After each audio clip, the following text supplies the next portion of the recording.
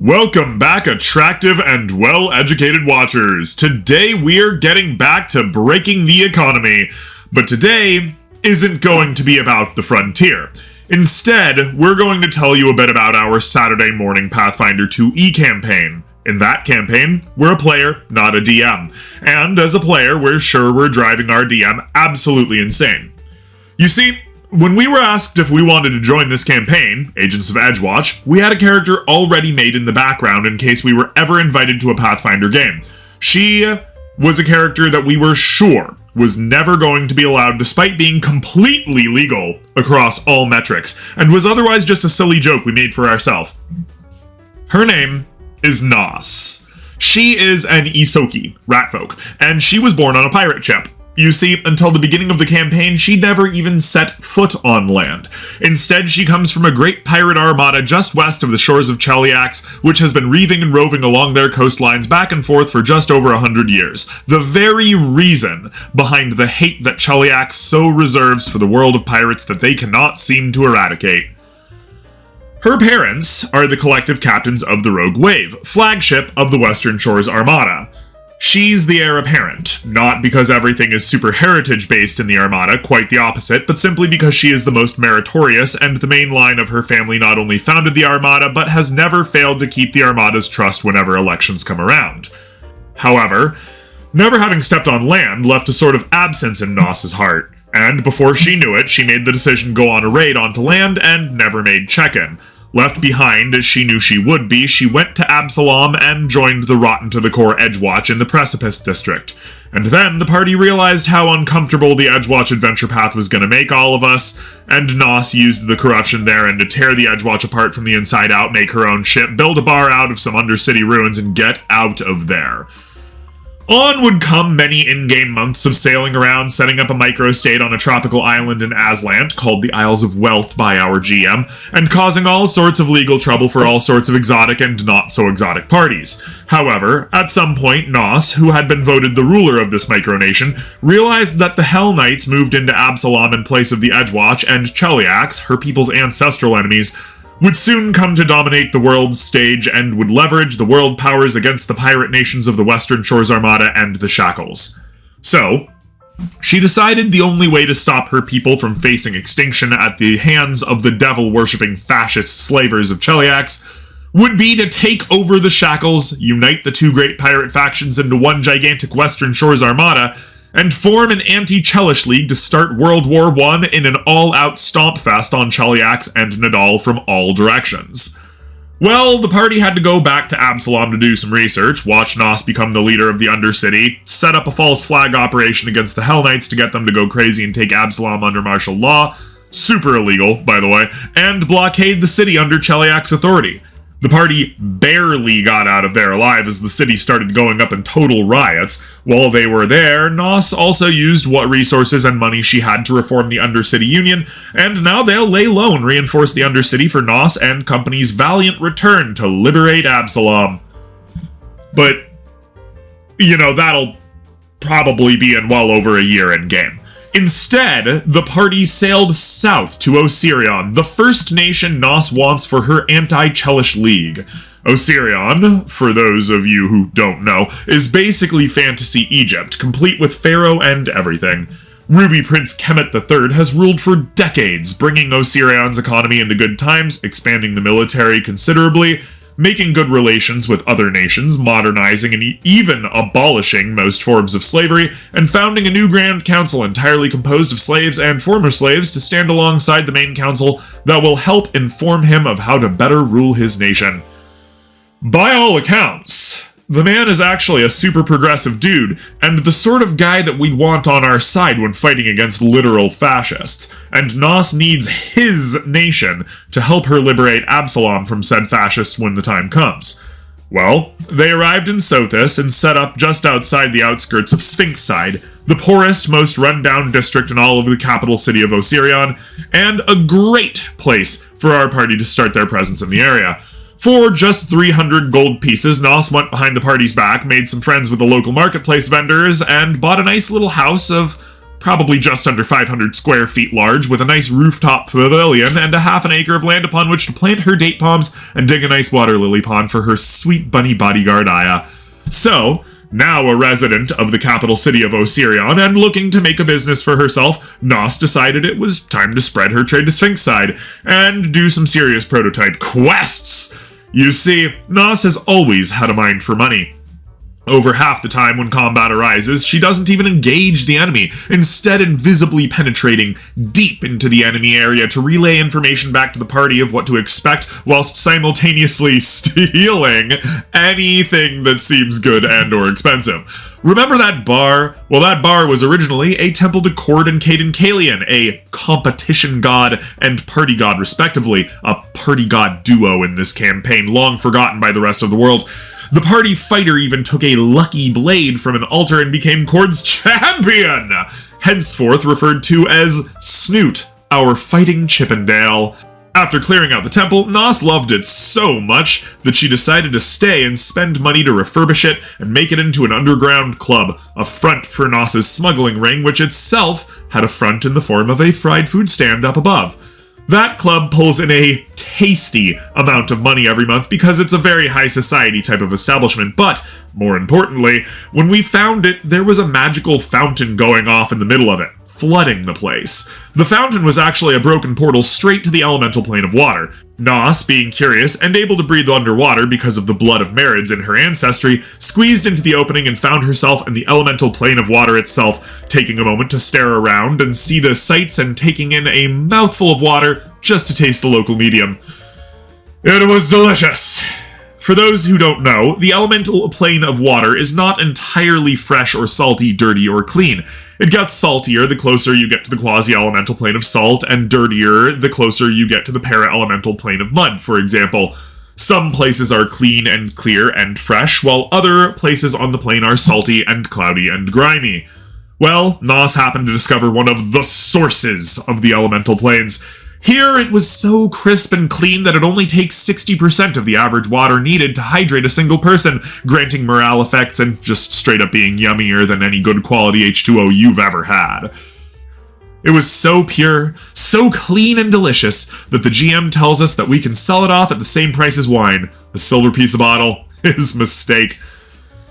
After getting a bottle of the stuff, drinking another mouthful, and swimming back, Nos sealed the out-of-control fountain and stopped the flow. But her mind was still ticking. She wanted to repair this fountain completely. It was sealed now and needed considerable tuning up to produce what she had tasted on the other side. It was now merely a broken fountain. We talked to the GM, and he told us that it would be more than amenable to upgrade this thing to make it produce water again at will. It would, however, cost 4,000 gold pieces to become a fountain that would create water as normal as a decanter of endless water. The 5e version rather than the PF2e version, we're delighted to say. We hear you. It's only 320 gold pieces in PF2e for a decanter of endless water, or only 640 for 2, but we had a plan. Nos, after arranging a bit of fiscal shenaniganery, was able to do just this. But it was not enough. The fountain would only create normal water. Good, but the water itself was not this amazing deliciousness. Just water. So another 4,000 gold was able to change it back into a portal, rather than merely a focus point. The fountain would end up having a proper opening large enough to stick a pipe into that would lead straight back to the elemental plane of water, right to where Nos had been. And so began the business of Aqua Pura. It would be marketed as the purest water in the multiverse, with great restorative properties that hydrates better than any well or spring you've ever drunk from. Straight from the source itself. Yes, that's correct. Nos invented the bottled water market. Have we mentioned yet that her alignment is lawful evil? This went for some months in-game in the background, but after a big heist busting a bank, and then shortly thereafter busting the entirety of the Hell Knight's armory, treasury, and administration in Absalom, we literally stole their filing cabinets without even opening them. Oh man. After that, we had the ability to upgrade the fountain one last time, StarCraft style. It was made portable. So we loaded that bad boy onto the ship and ran off to Osirion once again to escape the law. With that out of the way, we get back to where we are now. This lovely little farmstead on the edge of Sphinxside District in the capital of Osirion, over 100,000 people large, with a giant black beetle shell in the very center of the city where the royals live. While in between missions trying to convince the party Catboy to seduce the crown princess of Osirion and set up desalinators along the coast of the country, because we invented industrial and desalinators as well, Nos has decided that the Osirion desert is too hot and too dry and needs more trees in it. Obviously, this is a desert, so it should go without saying, shouldn't bother anybody, but it bothers Nos, a pirate, who has literally only stepped foot for the first time on land in the very last year. More importantly, she sees it as a great and terrible way of imposing her influence on the land and attaining her goals of creating a new empire that will drag the entire world kicking and screaming into the next century. You see, Nos was a joke, because she is trained in every skill in the game. With exception to certain lore skills and legitimate magical spells, there is no action that Nos cannot perform for the party if someone else cannot do it better. She is a mastermind and takes full advantage of her complete and total understanding of nearly everything to leverage the rest of the world around her. Loath to fight if she doesn't have to, she has ended numerous battles by talking, threatening, and dealing alone. She's convinced bosses to give up long before the party even arrived to fight them, and has convinced a few big names to join her and do her bidding. And once she got on land, she grew obsessed with how it could be used. How land could house people that could give her power and money to change the world for the better. The smallest and most pitiable of nations, good for nothing better than agriculture and sightseeing, may receive defeat after defeat, and still have enough land to build themselves back up. But for the Western Shores Armada, losing too many ships would inevitably lead to disillusion and extinction. So the land she gains is not only her and the party's land, but the new lands of her people. In their micronation of Azure Peaks, the Western Shores Armada's trade flags always flies. In the bar underneath Absalon, the smuggling ring is run by the Armada itself. And now, in the lands of Osirion, she plans to create a pipeline to transition criminal pirates and desert bandits into self-sufficient landowners and businessmen. For this project, we'll need some things. First of all, we need water. No worries, though. Our desalinators and our water portal will ultimately do everything we need to get that. You can easily produce 300 gallons of water per minute with a single classical decanter of endless water. If your GM goes with the stock decanter on Archives of Nethys, it's 150 gallons. We guess Pathfinder version of the decanter just isn't as good as the D&D version.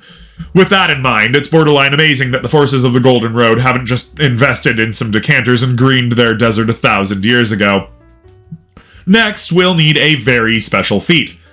Now hear us out. This feat will not help you in most scenarios. By all means, if you're in a standard adventure path, there's only one that we know of that it will help you in. It is, to most, a trap feat that will pull you in for no good reason and give you little in return. It will not help you adventure. But this isn't about adventuring. As mentioned in the previous video, this is for a scenario where Nos is perfectly fine leaving the adventure behind, or at least having it come to her. And furthermore, being a hireling manager and specialist, she doesn't really need to be there for it, even though she'll eventually have this feat. This feat is called Morphic Manipulation. This feat's pretty simple. You can make plants grow. You can sit for 10 minutes with a single, small, non-magical, non-creature plant, quote, such as a lone flower, a small bush, or a potted succulent, unquote, and do some gentle guided meditation with it. Once you open up its chakras or align it with the magic of the universe or something, it feels good and speedily grows to its next life stage. The feat lists life stages as follows. From seed to sprout, sprout to plant, plant to flower, or flower to fruit. If you don't have the proper stuff to grow a plant, such as soil and water, the plant will die within 5 minutes, and this simply remains a parlor trick. You may use this ability up to twice per day, but once you use it a second time, you are fatigued and cannot use it again until you get a full night of sleep. Now, this is not exactly specific, but let's try to take this as it is given and interpret it as much as we can. Obviously, from seed to sprout is easy, or at least you'd think so. As a farmer and gardener, we can tell you that plants sprout differently than you might think. You see, a sapling is, by all means, a tree sprout.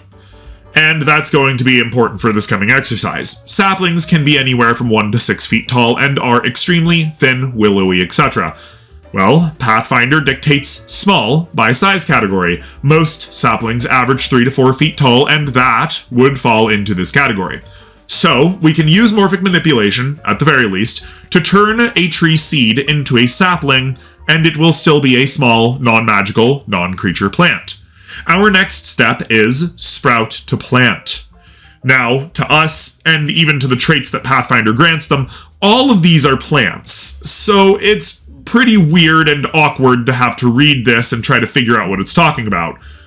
Realistically, this could define the life stage as anywhere from this is identifiably a tree to this thing is covered in buds and ready to flower but isn't quite there yet. And obviously that leaves a rather large range, so let's try to narrow this down with context. We've established already that we can call a sapling a sprout, and that sapling is probably small-sized because most saplings for most trees are.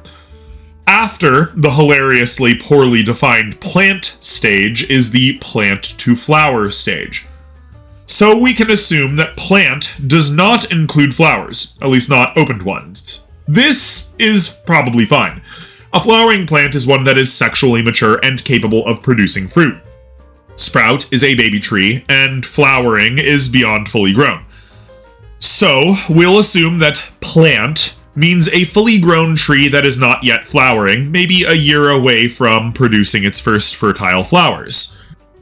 Well, that's reasonable, and leaves us with a proper limit to morphic manipulation.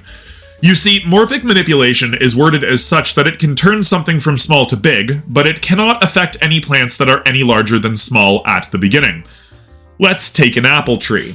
Apple trees can grow to around 30 feet tall and can grow somewhere between 2 and 3 feet per year with good care and conditions. They also take about 10 years to really start laying out those apples. This means, by our interpretation, that morphic manipulation could create a 9-year-old tree in one day with 2 uses of the feat's ability. You can, therefore, take an apple seed from the apple that you had for breakfast, force grow it with water and soil to be a sapling, and then force grow that sapling to be a several dozen foot tall tree in just 20 minutes. But you can never encourage that apple tree to flower or fruit with this feat. Maybe it sucks that you can't get that fruit tomorrow, but this takes your decade-long wait time for fresh apples down to a single year. And you'll find that you can apply this to everything from date palms to cypress trees. So we can already hear you say, "But you'll be growing trees forever." That, you see, is where money comes in. Hirelings are a thing, and while Pathfinder is notoriously bad about expanding on their hireling system, our GM has allowed us to expand on it in a reasonable fashion that we find most experienced dungeon masters agree is amenable for all parties. A single unskilled laborer is worth 1 silver a day. They get a +0. A single skilled laborer is worth 50 silver a day. They get a +4 to whatever skill they're hired to perform. Now, say we want a better hireling. Well, NOS has hireling manager, and pretty much always has. With this, any hireling under her purview has a +2 on whatever they do. That's cute and all, but it's not a level 7 character with morphic manipulation. But we hear you cry. PC characters are heroic and you won't find them anywhere! Well, that might be the case in Dungeons & Dragons 5th edition, but it is decidedly not the case in Pathfinder 2e. All sorts of governmental leaders are over level 10. You regularly come across nobles and such that have over 5 levels. The Ruby Prince Kemet III of Osirion is a level 15 cleric, and his siblings, the heirs, are level 7 Horizon Walkers. Every leader of every county in Irisen is at least a level 10 Winter Witch, and we've even found, and we kid you not, a level 3 Zookeeper in an adventure path. And so long as levels have meaning in Pathfinder, feats are a factor. So, through an equation we've arranged in the background, and reasonable assumptions based on what has been released of the various populations of the big cities in Golarion, and the approximate population of the world in a similar time analog, We found out about how much population the world of Galarian might have, and around how many of those people were level 7, given an assumption that every level higher is half as likely to be found as the one before, with one representing roughly 50% of the entire world population. Then we divided it by 16 to account for the 16 main skills. Then we did a bunch more dividing, and long story short, figured out with basic mathematics that NOS probably will be able to get in touch with roughly 83 people who have the following qualities. Level 7, are masters in nature, have the morphic manipulation feat, are available in Osirion or the surrounding area, can and will make it to the desert and or be in the area, and will be convinced of NOS's cause, all of which must qualify. For those wondering, we actually went as far as we could to be as conservative as possible. For example, we assumed in this equation that every skill would be equally chosen in comparison to every other. Therefore, by level 7, the first level you can attain mastery in any given skill, we assumed that only a 16th of the available characters in the entire world would have chosen nature as their skill to master, and only a 4th of those would have chosen morphic manipulation as one of their 4 nature mastery skill feats to choose from on that level. In actuality, any of the main knowledge-type skills like nature and religion and the like often take up some of the most chosen in the entire system and would undoubtedly have a higher population, but again, as conservative as possible. We then made a mock-up of what these manipulators might look like on Pathbuilder and figured out what their total bonus would be for nature. That total bonus was plus 17. Well, we decided among the GM that every plus 4 of the proficiency score would double the previous wages. So a plus 4 proficiency bonus is 5 silver pieces, and a plus 8 is a whole gold. But plus 12 is 2 gold, and plus 16 is 4 gold. That means that we have to shell out a minimum of 8 gold a day for each of our level 7 manipulators to work. But the Osirion Desert is dangerous. So, we will have to pay them double and shell out 16 gold per day per manipulator to get these guys out there. That is 1,328 gold a day for all 83 manipulators. Worry not, though. The GM is allowing us 300 gallons of aqua pura per minute. That is something along the lines of 432,000 gallons of aqua pura per day. Which, if you put it into 5th gallon bottles as the standard wine bottle of TTRPG fantasy, and real life happens to be, is 2,160,000 bottles of aqua pura a day, or around 216,000 gold pieces a day at 1 silver per bottle. So, clearly, NOS will be able to afford a bigger crew. In fact, with the numbers we have above, NOS could hire out something along the lines of 13,500 manipulators every single day.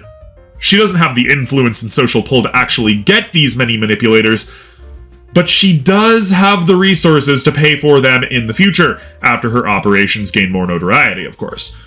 Since a forest can be traditionally known as any space with over 10,000 trees per square mile, NOS has decided that she will put 20 trees per acre, or 12,500 trees per square mile, to eventually turn the Osirion Desert into what will be called the Ruby Forest, after the Ruby Prince, Pharaoh Kemet III, who will be so happy to have a desert that doesn't wash away all of his monuments and sand in a couple of years, that he'll totally let this extremely aggressive move on his land slide.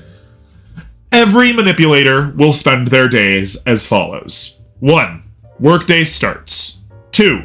Force grow seed to sapling. 3. Plant saplings in plots prepared yesterday. 4.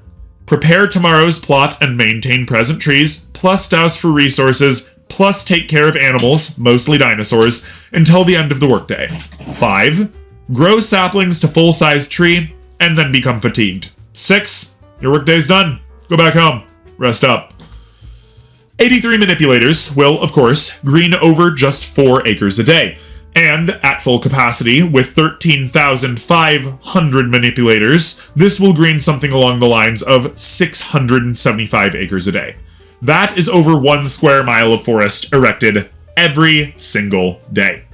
At that rate, our manipulators, paid by the business of bottled water alone, could forest roughly 67,379 square miles of the Osirion desert in only around 175 years. Now, while we understand that might seem a while, if the Ruby Prince Kemet III likes what he sees and wants to make this forest named after him go even faster, well, he has the resources and political influence to pile on the manipulators and pick up the rest of the project. With around 42,500 manipulators under his belt, Kemet III would see the entire Osirion desert greened in just over 55 years. While the Ruby Prince of Osirion is in his 50s or 60s, he has clearly consumed the Sun Orchid Elixir in somewhat recent years, and so his appearance is that of a 16-year-old. He even carefully cultivates this youthful, childish image to encourage his political and diplomatic rivals to underestimate him and fall into well-laid social and economic traps. Because of this, he still has a full life ahead of him. If he was patient, played it safe, and stayed fit, he would be able to therefore see this desert made into a regional forest before his natural life ended, even if he never got his hands on another Sun Orchid Elixir, which will be unlikely considering our other plans. And, of course, these are not just any trees. They are useful, productive trees bearing fruit and nuts, producing incense and resin and gums that will all be sold to embolden and bolster Osirion's economy. And all the while, the only thing that is needed is water. Of course, this is just the start of her thoughts, and let's be real, aqua pura is a hard commodity. That business can easily be maintained in the background. We can find other methods of paying for our manipulators. Come to think of it, where will they live? Nos did buy a house for 300 gold pieces, but out in the desert, there's nothing but dirt and sand and grass, no houses for sale. But all standard houses in Osirion are generally made of mud brick. Mud brick is essentially just dirt and sand and grass, or wheat hulls anyway, and brickmaking is a skill. And we can find out how much a brickmaker makes in a day, or how much a builder could build in a day. And a quality home is worth 2,000 gold pieces, but builders and brickmakers take only the price of their daily wages if provided with the materials. And the desert is just materials as far as the eye can see. Well, let's see if Nos can open up some real estate. For that, catch us next time. Oh, yeah. By the way, we've gone out of our way to include a Path Builder character sheet for those level 7 manipulators, at least the ones we're using. You can feel free to hit up the description for a link in case you're interested in using something like them for your own campaign. Thanks a bunch, everybody. Stay safe, stay inside, stay healthy, and of course remember to help each other. Bye!